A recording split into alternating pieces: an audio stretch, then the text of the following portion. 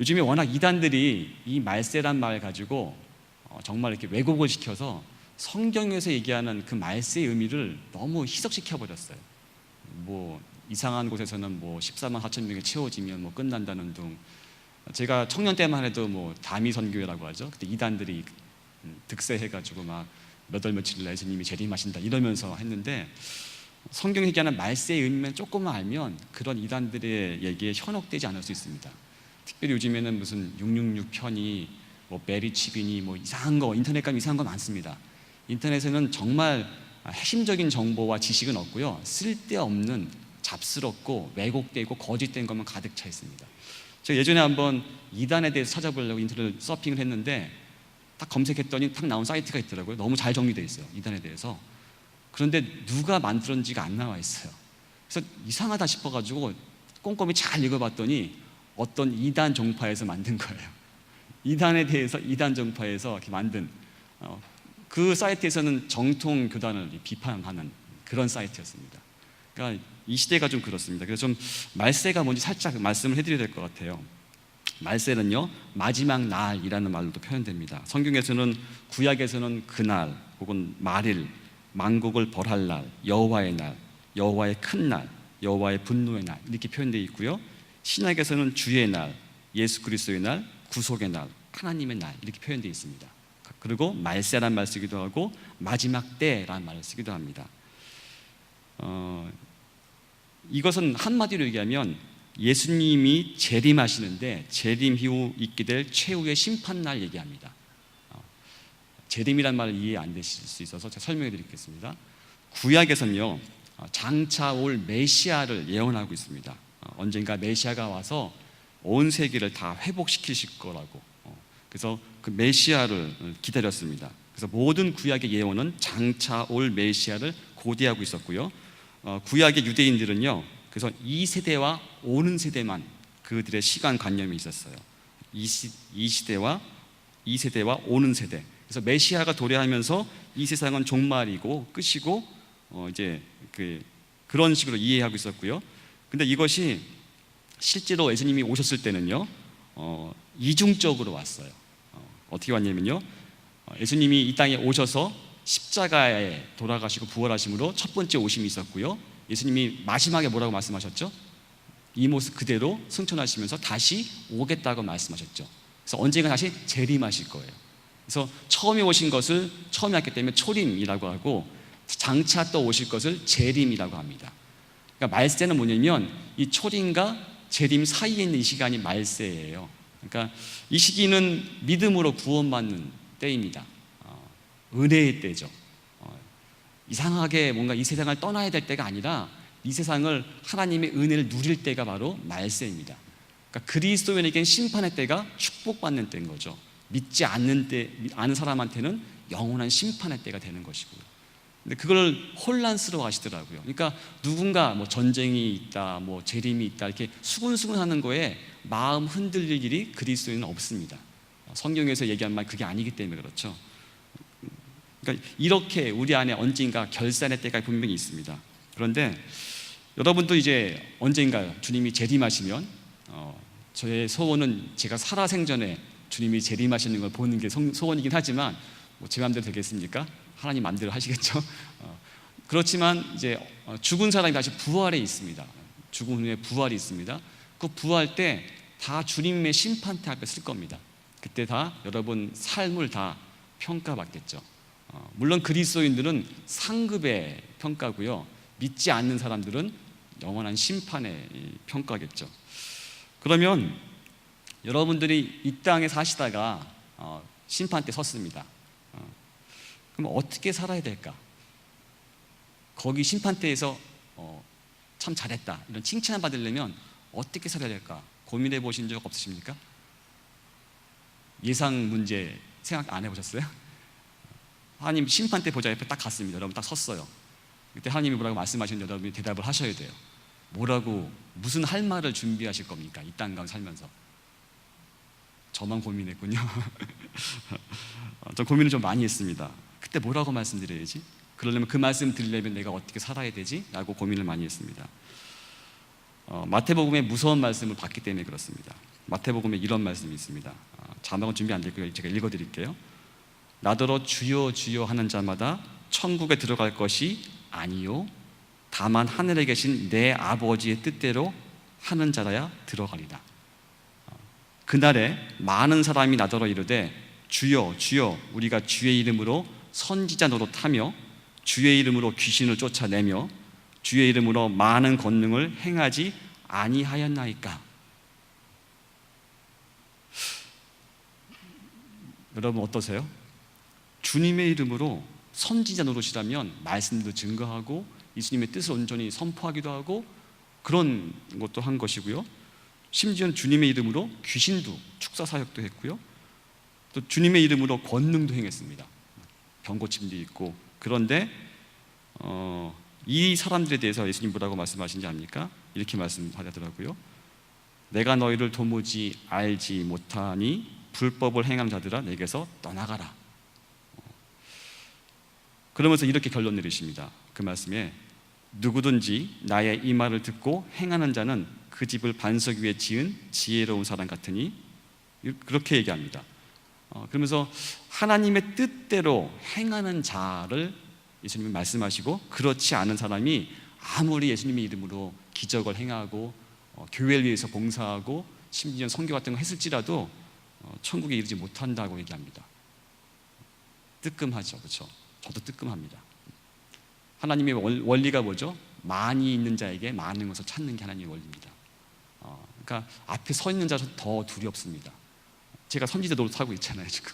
그런데 그날 가서 내가 널 모른다라고 예수님 말씀하시면 그때 가서 어디 가겠습니까? 그렇죠? 여러분 두렵지 않으실지 모르겠지만 전 참 두렵습니다. 그 나라에 가서 그 말 들을까 봐. 그래서 어떻게 하면 예수님이 오실 때 그 심판대 앞에서 칭찬받을 수 있게 살 것인가 라고 고민했습니다. 그래서 두 가지를 발견했어요. 두 가지. 여러분 그 두 가지에 제가 오늘 한 가지를 중심으로 말씀해 드릴 텐데 첫 번째는요, 예수님이 분명히 말씀하신 게 있습니다. 명시적으로 성경에 기록되어 있어요. 이게 나의 완전한 계명이다. 율법이라 말씀하신 게 하나 있고, 또 하나는 이게 나의 가장 큰 명령이다 라고 말씀하신 게 있어요. 그 두 가지가 있습니다. 첫 번째는 여러분 잘 아실 텐데 가장 큰 계명이라고 일컫는 말씀입니다. 어떤 말씀이냐면 마음을 다하고 목숨을 다하고 힘을 다하고 뜻을 다하여 주 너희 하나님을 사랑하라. 또한 내 이웃을 내 자신과 같이 사랑하라. 이게 가장 큰 계명이에요. 성경에 분명히 기록되어 있습니다. 이거를 순종하지 못한 사람은 심판대 앞에 가면 적나라하게 여러분의 속의 동기부터 다 드러나니까 속마음부터 지금부터 잘 관리하셔야 될 겁니다. 왜냐하면 하나님은 전지하시거든요. 다 아세요. 여러분의 동기와 태도와 마음가짐 다 아시기 때문에 여러분의 마음 품는 것도 조심하셔야 됩니다. 정말 목숨을 다하고 힘을 다하고 성품을 다하고 하나님을 사랑했는지, 또 내 자신을 사랑한 것 같이 이웃을 사랑했는지, 그걸 물어보실 겁니다. 그리고 또 하나 있죠. 가장 큰 계명이 뭡니까? 그러므로 너희는 가서 모든 민족으로 뭘 삼아요? 제자를 삼아 아버지와 아들과 성령의 이름으로 세례를 베풀고 내가 너에게 분반 모든 것을 가르쳐 지키게 하라. 이 말씀 가장 큰 명령이라고 하죠. 그래서 앞에 말씀드렸던 이 두 가지, 가장 큰 계명, 사랑하라는 큰 계명과 가장 큰 명령, 제자 삼았는지 대한 명령. 대전 산성교회 표같이 우리가 외치는 거 있습니다. 보통 저희는 사명 선언인데 우리 대전 산성교회 사명이 뭡니까? 대전 산성교회는 왜 존재합니까? 무엇을 위해? 무엇을 목적으로? 제자를 삼기 위해서. 이 두 번째 하나님의 큰 명령을 실천하기 위해서 교회가 존재하고 대전 산성교회가 존재합니다. 그래서 믿지 않는 사람들이 그리스도의 제자가 되게 하는 게 바로 생명이 회복되는 공동체인 거죠. 자, 이거는 명시화돼서 어떻게 보면 좀 여러분 많이 익숙해 있어요. 그거 나 알아. 잘 아시는지, 그렇게 아신 대로 사시는지 모르겠지만 적어도 명시적으로 나와 있으니까 이렇게 익숙하실 수 있습니다. 그런데 예수님이 이 땅에 우리를 가르치실 때 말씀을 하시는 명시화된 거로만 가르치신 것이 아닙니다. 또 하나의 측면이 있습니다. 근데 이게 더 중요할 수 있어요. 뭐로 가르치셨습니까? 삶으로, 모범으로 친히 보이셨어요. 이게 더 중요한 것 같아요. 왜냐면요, 저희 나라는요, 복음이 들어올 때 책부터, 성경 책부터 들어왔습니다. 그래서 약점이 있어요. 약점이. 물론 어떻게 보면 자랑스러운 것도 될 수 있습니다. 선교서가 들어오기 전에 이미 복음서가 번역되어 있었기 때문에 어떤 특별한 역사가 있긴 한데 약점이 있어요. 뭔지 아십니까? 삶을 못 봤어요. 삶을. 사람이 갖고 오면 분명히 삶이 같이 옵니다. 그렇죠? 근데 우리는 책부터 왔기 때문에 삶 이전에 지식이 먼저 왔습니다. 그래서 어떻게 살아야 되는지 롤 모델, 어떤 모델적인 모범을 많이 못 봤습니다. 그러다 보니까 머리는 큰데 삶은 그리스도인답게 사는 것이 너무 힘들어요. 왜? 본 적이 없으니까. 부모들이요, 아이들한테 이거 저렇게 해라, 저거 저렇게 해라 매일 가르치지만 아이들을 잘 보시면요, 어떻게 삽니까? 부모가 사는 것 같이 삽니다. 이건 참 무서운 얘기죠. 제가 자녀를 가르치면서 느끼는 것이 바로 그거더라고요. 제 말대로 아이가 바뀌는 것이 아니라 제가 살아가는 대로 살고 있더라고요. 제가 예전에 안 좋은 습관이 하나 있었습니다. 이렇게 피곤에 쩔어서 지쳐 있을 때는 저도 모르게 습관적으로 책상에 다리를 이렇게 올리고 그리고 인터넷 서핑 같은 거 하고 있더라고요. 이게 편하게 누워가지고요, 다리 이렇게 부쩍 올려놓고. 근데 어느 날 보니까 제 막내딸이 그러고 있어요. 그래서 얼른 제가 제 자세를 고쳤습니다. 그 다음부터 그렇게 안 합니다. 아예 침대에 누워버리죠. 그렇게 안 합니다. 여러분 안에 그렇게 삶으로 배우는 것이 무척 중요합니다. 그래서 어떤 목사님은 책 제목을 삶으로 가르친 것만 남는다라고 얘기했습니다. 그리고 이런 말도 있죠. 교육은 교실 밖에서 이루어진다. 맞는 것 같습니다. 근데 예수님이 우리한테 삶으로 보여주신 게 있어요. 삶으로. 예수님의 마음을 잘 담은 삶으로 보여주신 내용이 있습니다. 오늘은 좀 그 내용을 나누고 싶습니다. 빌립보서로 저희가 현재 보고 있습니다. 빌립보서로 지난 시간에 제가 개관을 간단히 했죠. 빌립보 교회가 있는 그 빌립보 지역이 어떤 지역이었는지, 그리고 빌립보에 사는 사람들이 어떤 특권을 누리고 있었는지 간단히 말씀을 드렸습니다. 사도 바울이 빌립보서를 쓸 때는요, 옥중에서 씁니다. 감옥소에서 쓰죠. 그래서 빌립보서를 옥중 서신이라고 합니다. 감옥소 가운데서 쓴 편지라고 해서 옥중 서신이라고 합니다. 그러니까 바울은 죄인의 신분으로서 이 빌립보서를 썼습니다. 죄수들이 존경받습니까? 죄수들은 존경받지 않습니다. 그 당시도 마찬가지였겠죠. 감옥 밖에 있는 사람들은요, 그리스도인들 가운데 가장 위대한 사도인 이 바울이 그리스도인들 위해 쓴 이 편지를 두려워했겠습니까? 그런 사람만 있지 않았어요. 사도 바울 편지를 보면요, 그거 가지고 비난하는 사람들 많았습니다. 오히려 존경하지 않은 사람들이 더 많았던 것 같아요. 그리고 이 당시 사도 바울은 나이가 좀 됐습니다. 그래서 아마도 존경하지 않는 사람 눈에는 늙어빠진 성가신 종교인이 벽에 몸을 기대고 양피지의 조각에 남필로 글을 쓴 한 노인을 보았을 겁니다. 사도 바울을요. 또 이 사도 바울의 편지를 받는 빌립보 교인들은요, 그리스 지역에 있고요. 그들은 복음을 전하는 것 때문에 감옥에 갇힌 바울 때문에 걱정하고 낙심하고 있는 상태였습니다. 복음을 전한다는 게 이 초대교회 당시는 너무 어려운 거였거든요. 그런데 자기의 지도자인 사도 바울이 감옥에 갇혀 있어요. 상상 한번 해보십시오. 교회의 우리 리더인 담임 목사님이 복음 전하시다가 감옥에 갇힌다고 한다면 여러분 마음이 어떻겠습니까?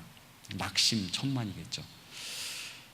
이 서신을 보시려면 그 배경의 느낌이 있으셔야지 잘 이해하실 수 있습니다. 그러니까 사도 바울이 갇혀 있으면서 두려워하고 낙심하 있는 그 빌립보에 있는 연약한 그리스도인들에게 쓴 편지인 것입니다. 아마 사도 바울은 이 편지를 쓰면서 별의별 생각이 왔다 갔다 했을 거예요. 왜냐하면 언제 죽을지 모르는 상황이었거든요. 사형이 언제 집행될지 모르는 그런 상황이었습니다. 저희 교회 그 재소자 사역을 하는 목장이 있습니다. 그래서 제가 같이 한번 대전교도소에 방문한 적이 있습니다. 거기서 사형을 언도받으신 분을 이렇게 만나고 잠깐 만납니다. 오래 못 만나고요. 성경을 전해주고 오는데 그분은 이제 예수님을 이제 교도소에 들어가셔서 영접하셨고 지금은 예수님을 전하시는 삶을 사시는 분입니다. 그런데 제가 그분 얘기 듣다가 충격을 하나 받았어요. 뭐냐면 사형수는요 사형 날짜를 모른답니다. 알려주지 않고 어느 날 따라오라고 해서 가면 사형되는 거라고 하더라고요. 그래서 하루하루를 그냥 하찮게 못 산다고 합니다.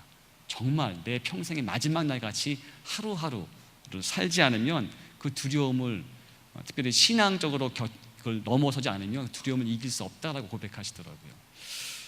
사도 바울의 입장에 그런 거예요. 언제 죽을지 몰라요. 좀 이따 죽을지, 저녁 먹고 죽을지, 혹은 내일 아침 먹자마자 이런 두려움이 있는 상태에서 이 빌립보서를 쓰는데 빌립보서에 어떤 표현이 많은지 아십니까? 기뻐하라. 기쁨의 서신이 빌립보서입니다. 참 놀라운 일이죠. 인간으로서는 어떻게 할 수 없는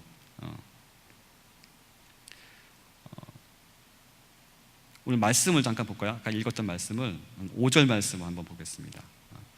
5절 말씀을 보시면 우리가 좀 그런 상황을 견딜 수 있는 하나의 원리를 발견할 수 있습니다. 같이 읽어보겠습니다. 시작. 너희 안에 이 마음을 품으라 곧 그리스도 예수의 마음이니. 사도 바울은 빌립보 교인들한테 그 두려움에 떨고 있는 빌립보 교인들한테 신앙의 핍박 앞에서 그 불확실함 앞에서 뭐라고 하고 있죠? 그리스도의 마음을 얘기합니다.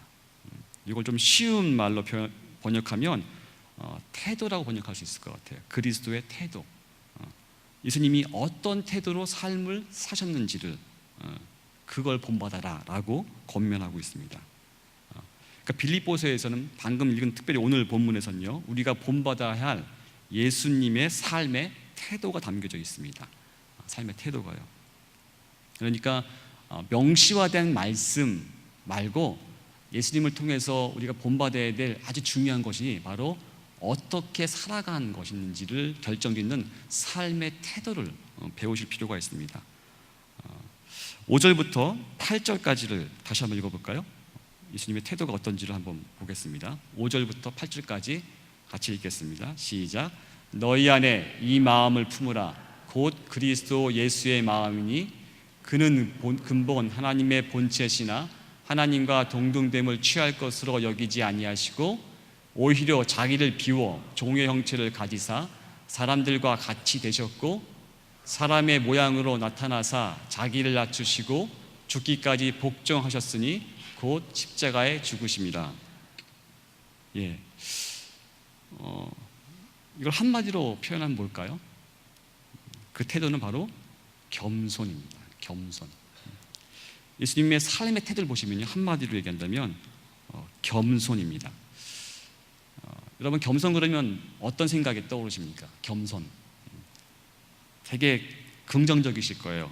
그러니까 무슨 예의가 적절한 예의가 있는 사람, 혹은 자화자찬하지 않는 사람, 그리고 어떤 공손함, 이렇게 긍정적인 의미로 겸손을 생각할 것입니다. 단어도 겸손. 쫙 들으면 이렇게 뭔가 이렇게 품격 있는 것 같잖아요. 그런데 빌립보가 기록된 그 고대 당시에는요, 이 겸손이라는 원어가 그런 단어가 아니었습니다. 겸손이 미덕이 아니었습니다. 그 겸손은요, 비굴함이었습니다. 곧 노예근성 같은 것이 그 당시에는 겸손으로 동일한 것과 이해되었습니다. 그리고 조금 더 좋게 얘기하면 아첨하는 게 그 당시의 겸손이었고요. 최악의 경우는 겸손 자체가 약함의 표상이었기 때문에 아무도 겸손하려고 하지 않았습니다. 그 뜻이 그런 거예요. 우리가 알고 있는 그런 긍정적인 의미가 아니라 빌립보 교인들에게는 겸손하라 그러면 비굴하라, 그런 뜻으로 느낄 수 있는 그런 단어였습니다. 아첨하라, 어떤 그렇게 보일 수도 있죠. 그 당시의 겸손의 내용이 그런 거였습니다. 그리고 현대에도 이런 초대교회 때와 같이 이 겸손함이 그렇게 여겨지는 것 같아요. 예를 들면 현대에서 나 할지도 몰라요, 능력도 없어요. 그러면 어떻게 대접받습니까? 인간 대접 못 받죠. 그렇죠? 저리 가 이렇게. 자기의 능력을 주장하고 자기 스스로를 이렇게 피하라고 어떤 그런 것을 이렇게 확정해야지만 그게 미덕으로 인정받는 게 현대 사회인 것 같습니다. 어떤 경우는 목소리 큰 사람이 이긴다는 표현하기도 하죠. 오늘날 자기 자아에 대한 신념, 자기 힘에 대한 어떤 확신, 이런 것을 미덕으로 여겨지는 시대인 것 같아요. 내 실력을 증명해봐 이렇게. 오히려 연약하다 그러면 어떻게 보입니까? 내가 죄로 인하여 죽을 수밖에 없는 존재입니다 라고 하면 세상 사람들이 바라볼 때 절레절레 고개를 흔들 겁니다. 에이, 아무것도 안 되는 것들 쯔쯔쯔 이러면서. 저도 어릴 때 교회에 나올 때 그랬던 것 같아요. 제 태도를 봤더니 그 당시엔 제가 교회 안 다녔기 때문에 교회 다니는 것들 쯔쯔쯔 그랬어요. 어린데도 초등학교 때. 제가 지금도 기억납니다. 그때는 분명히 믿음이 없었거든요. 초등학교 때 제가 활개치는 타임이 있어요. 언제냐면 기도 시간. 다들 눈 감고 있잖아요. 그럼 전 눈 뜨고 다니는 겁니다. 앞에 이러면서 하나님도 없는데 뭐 하는 거야 이러면서 쯔쯔쯔쯔 했던 게 제 마음이었습니다. 그 당시에. 근데 지금 현대인들이 그래요. 기독교를 보면서 얼마나 능력이 없으면 연약했으면 하나님께 그렇게 의뢰하냐 쯔쯔쯔쯔 이런 식의 반응입니다. 여러분 겸손을 어떻게 생각하십니까? 다른 방식으로 한번 질문해 보겠습니다. 여러분이 지금 처한 공경이 있을 것 같아요. 그렇죠? 어떤 어려움이 있을 것 같은데 그 어려움을 처할 때 여러분 그 어려움을, 그 공경을 기회로 생각하십니까? 아니면 장애물로 생각하십니까? 여러분에 닥쳐있는 여러 가지 경제적인, 건강의, 관계, 뭐 여러 가지 어려움들이 있잖아요. 그 어려움을, 공경을 도움받을 기회로 인식하십니까? 장애물로 생각하십니까? 조금 바꿔서 말씀드리면 여러분이 부족함을 느낄 때 난 참 그럴 수 있잖아요. 부족함을 느낄 때 그 부족함에 대한 느낌을 문제의 한 부분으로 생각하십니까? 아니면 해결책의 한 기회로 생각하십니까? 여러분의 부족함이 문제입니까? 아니면 해결책의 기회입니까?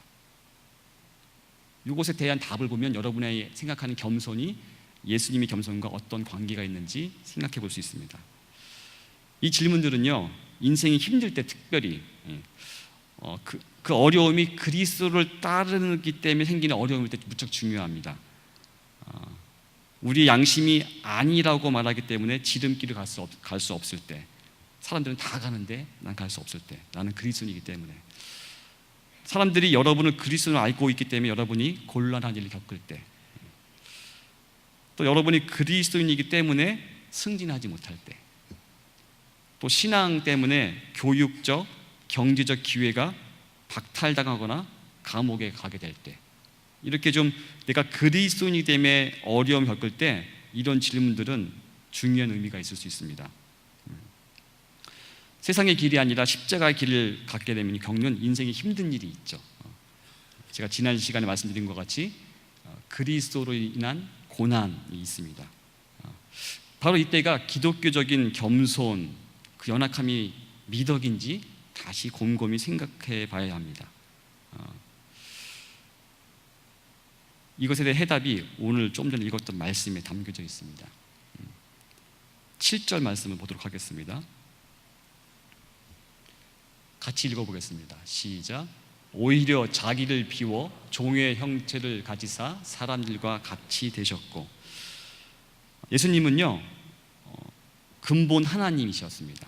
하나님이셨어요. 예수님은요.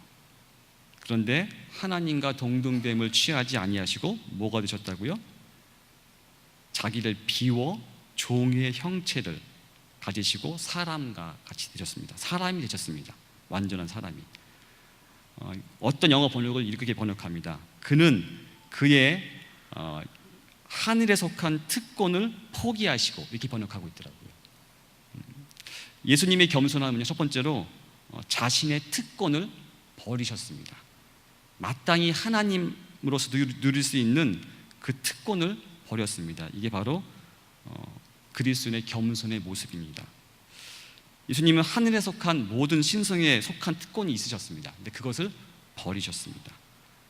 심지어는 하나님과 동등될 것을 여기지 아니하시고 자기를 비우셨고, 온 우주의 주인이신 예수님이 종이 되셨습니다. 종이. 그리고 사람과 같이 되어서 자기를 낮추셨습니다. 여러분, 하나님이 사람이 된다는 거 여러분 상상하시겠습니까? 마치 이거랑 비슷할 거예요. 여러분, 곤충 중에 제일 싫어하는 곤충이 있으십니까? 특히 여름 되면 나오는 바퀴, 파리, 모기, 어느 게 제일 싫어하세요? 혹시 여러분 그 곤충 되실 수 있겠어요? 파리 되시는 거 좋아하시겠어요? 모기 되는 거 좋아하시겠어요? 바퀴벌레 되기 좋아하시겠어요? 하나님이 인간이 되신다는 것은 그거 이상입니다. 비교할 수 없죠. 창조주가 피조물이 된다는 거 말도 안 되는 이야기입니다. 그렇게 낮추셨습니다.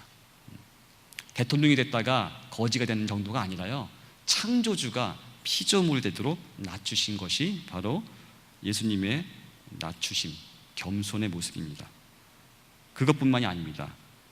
가장 비참하고 치욕스럽고 저주의 상징인 십자가에 달려 죽기까지 복종하셨습니다. 십자가는 저주의 상징입니다. 저주의 상징이에요.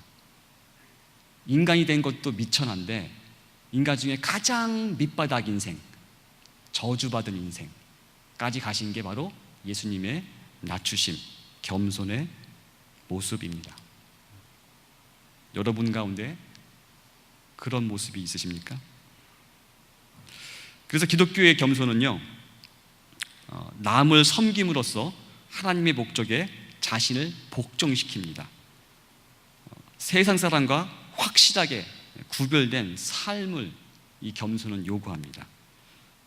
예수님은요, 우리를 위해 주고 또 주고 또 주심으로써, 죽기까지 주심으로써 그 겸손을 보여주셨습니다.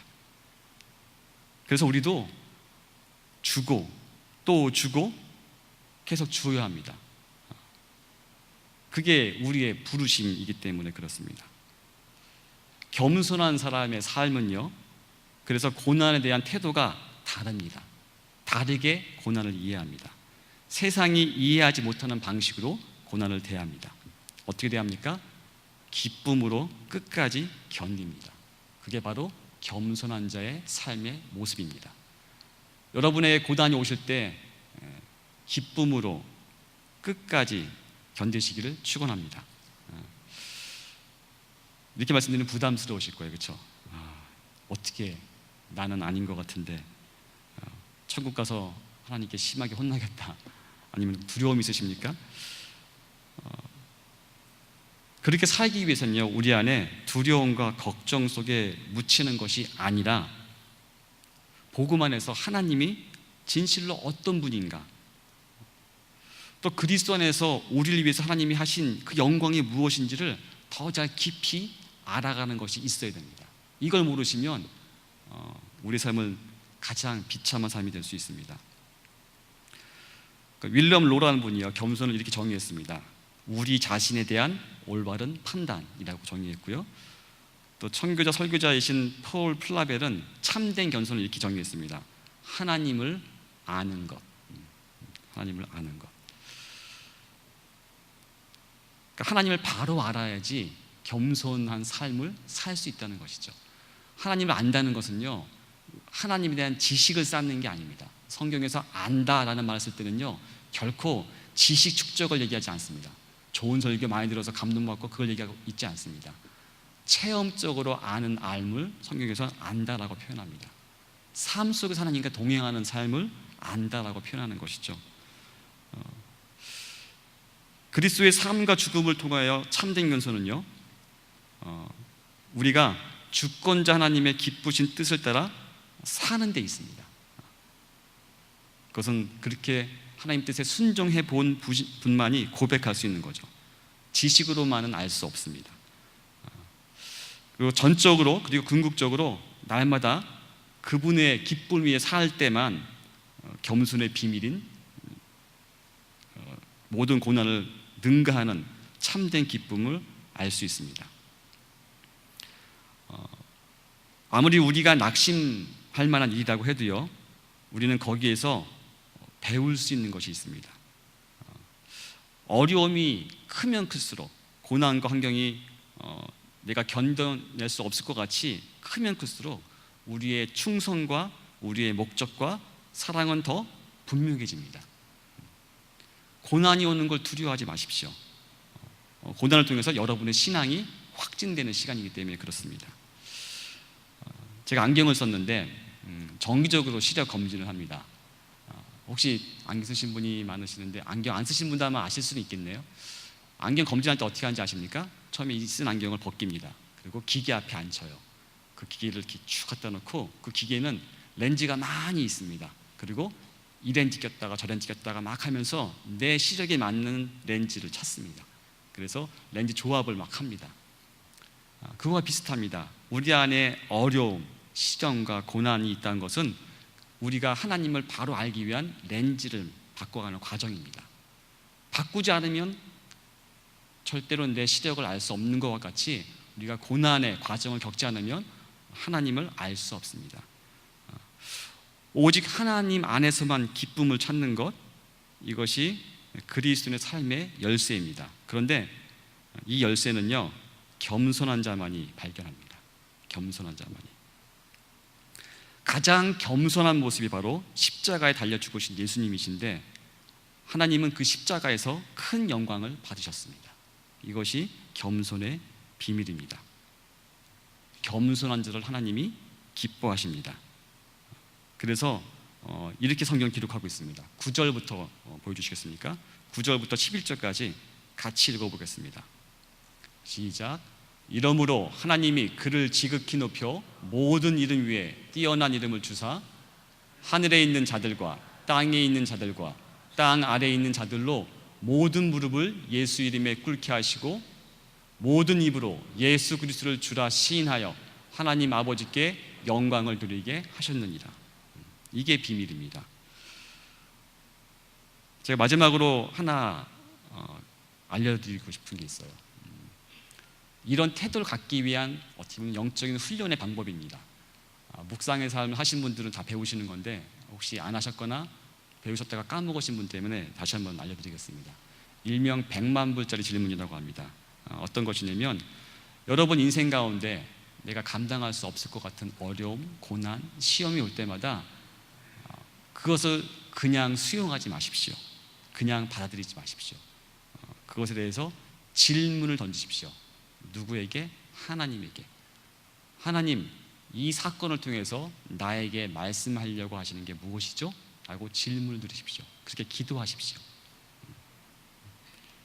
사람은요, 동물과 다릅니다. 동물은 사건에 그냥 반응합니다. 그냥 반응해요. 가끔은 특별히 훈련된 동물들은 그걸 넘어서더라고요. 예를 들면 어느 집에 갔더니요, 식사 시간인데 강아지가 식사 옆에 가만히 앉아 있어요.